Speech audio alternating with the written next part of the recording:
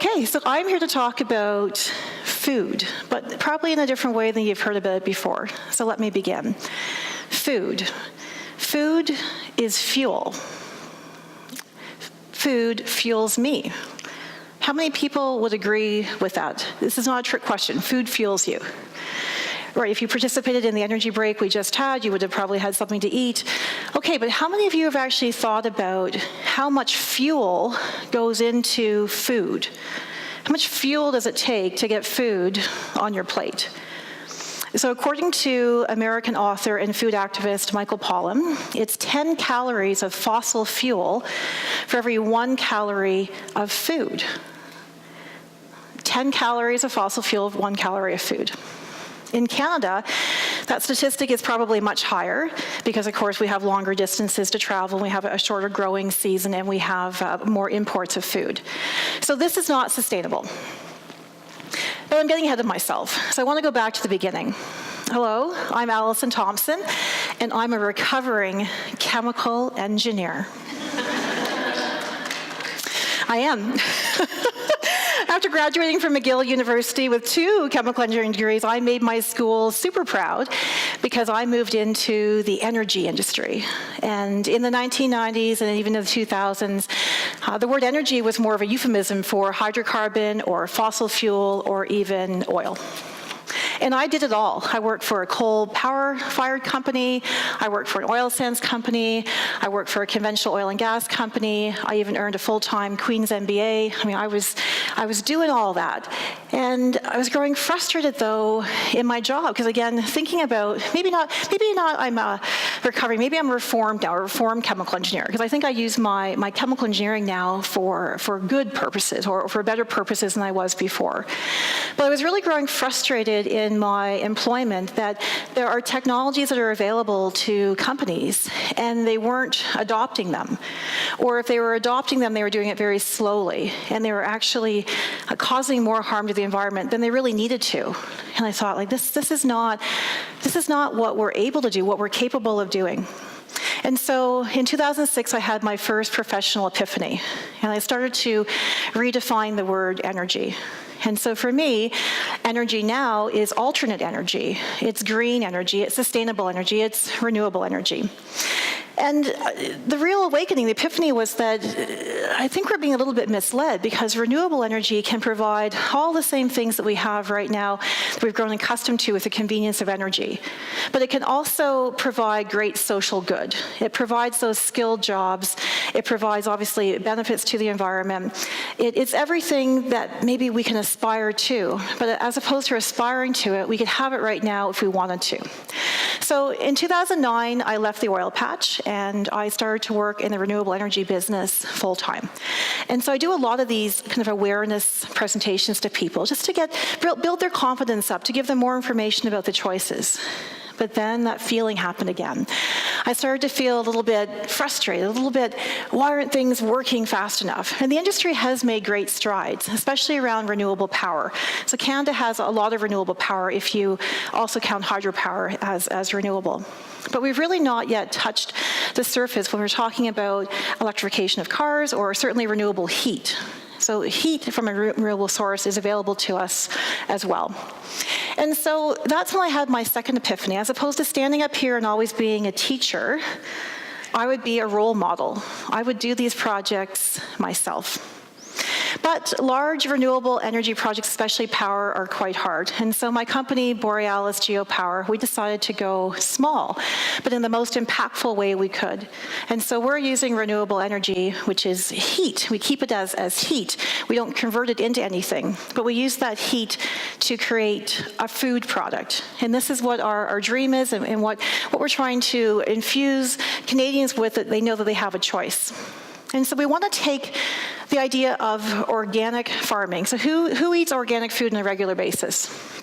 Okay, so the concept here is to take organic a step forward, a step further, coupling organic food with renewable energy to create a truly premium, feel-good project and product. And so what that is, it's fossil fuel-free food, or F4. Fossil fuel-free food. And so we talked at the beginning about 10 calories of fossil fuels in every calorie that you're eating. Possibly that number is greater in Canada. It doesn't actually have to be that way. And there's already some countries in Europe who figured this out, most notably the Netherlands. And so it's local, it creates employment, it's good for the environment. We can have food diversity and choice 12 months of the year because we're using greenhouses, especially vertical greenhouses. You can grow a lot as opposed to using just a small piece of land. You use a small piece of land, but you grow up, and also even just soil warming. And so these things sound, well, how is she going to do all that? It's a bit, though, thinking about it's beyond the 100-mile diet. How many people have read that book? Love that book. That was probably another one of my 1.8 epiphanies. But even the authors of 100-Mile Diet were kind of like stifled a little bit and frustrated themselves about how much food they could get in their 100 miles when they wanted it or what they wanted. Because, of course, food grown in Canada is dependent on weather. And so if we can decouple food from fossil fuels, but also decouple it from weather, using renewable energy and in greenhouses, then we really can take a big step forward. And so I ask people to imagine fresh food, not the ones that are flown in or trucked in, and imagine eating whatever you want, whenever you want. Has anyone been to Iceland? Okay, in Iceland, they grow bananas, and they grow tomatoes and cucumbers and strawberries and all kinds of things that they shouldn't be able to grow there. And their latitude is as high up as Northwest Territories, as Yellowknife. And so you're thinking, if they can be doing it that far up, why can't we be doing it here? And they've really based their energy system around renewable energy, and specifically geothermal energy. And so this brings me to the Sustainaville concept, Sustainaville. In 2015, I joined a movement. The Natural Step is an international organization that enables or transitions people and companies and communities and governments to be more sustainable. And through the Natural Step, I became a member of the Alberta Energy Futures Lab. And through that, they challenged me to think big, but of course act local. I was already thinking about these things, but we didn't have a name for it. So the word Sustainaville came out of that. And it's a model village or a community where people can live and they can have local energy and local food and diversity of employment and environmental benefits, and they can do it all. And so one of the things that you have to think about is, well, who wants to do that? Well, there's actually quite a few communities. I think we've heard about some people today talking about working with communities who would really do that if they had a choice. And so I'm proud to say there's one town in BC that is striving to do this, striving to build this with us. But like most things, it's a bumpy road.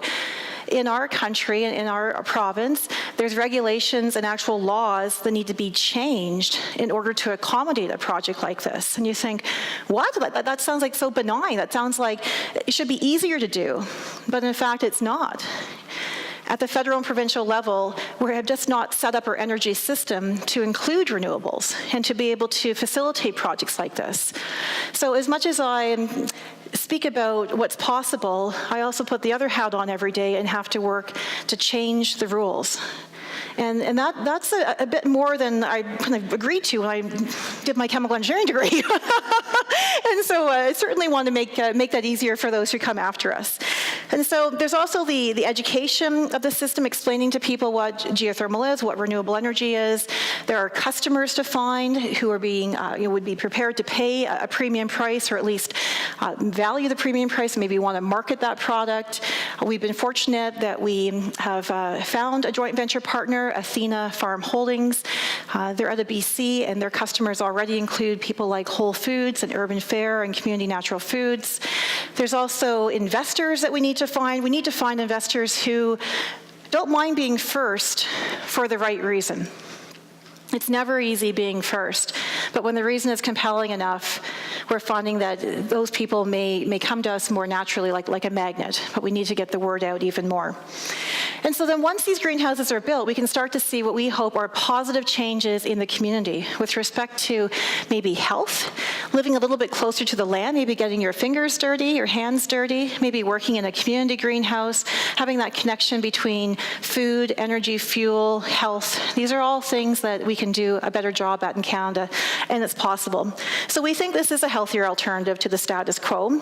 And they might ask them, so why aren't we doing this yet? And that's what I'm here to talk about today. And I ask you as well, when people say kind of outrageous things about, well, that sounds really hard. They can't do that in Canada.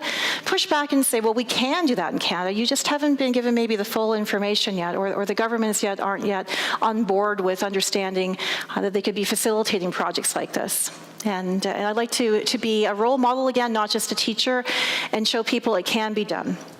And so the fossil fuel-free food, F4, fossil fuel-free food. We can have it all. We can have a sustainable. So in closing, my name is Alison Thompson. I work for Borealis GeoPower. I'm co-creating, along with the Natural Step and my company and the community of Valemount, BC, we're co-creating Canada's first geothermal village, and we call it Sustainaville. And my ask is that you go forth in your own life and just, when you can, start to think about the source of your food. And if you had more control or more choice over it, what would you choose? And by amplifying that message, by letting people know, number one, there is a choice, and exercising that choice, we can actually start to have marketplace choices. So again, my ask is that we contemplate where our food comes, the health of it, and can we do it a different way? Thank you.